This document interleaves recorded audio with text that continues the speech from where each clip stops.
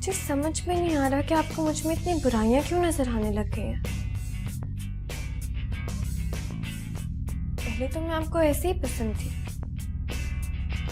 मासूम और सादा।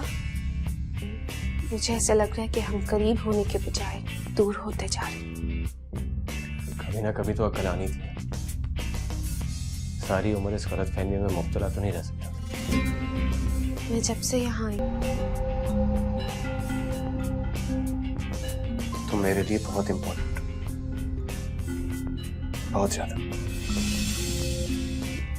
नहीं अंशी, ऐसी बात है। और तुम प्लीज अपने दिल में किसी वसवसे को जगह मत दो। ये मेरा घर है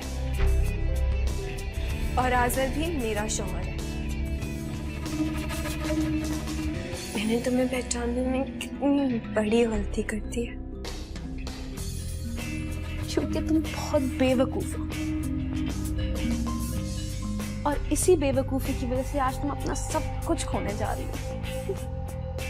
हाँ, अब ये घर भी मेरा हो रहा है और तुम्हारा शौहर भी।